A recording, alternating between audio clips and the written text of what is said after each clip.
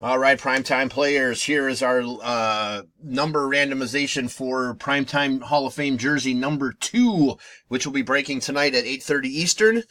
I've got no numbers on the names here. We're going to randomize these, and then it puts numbers in front of each person.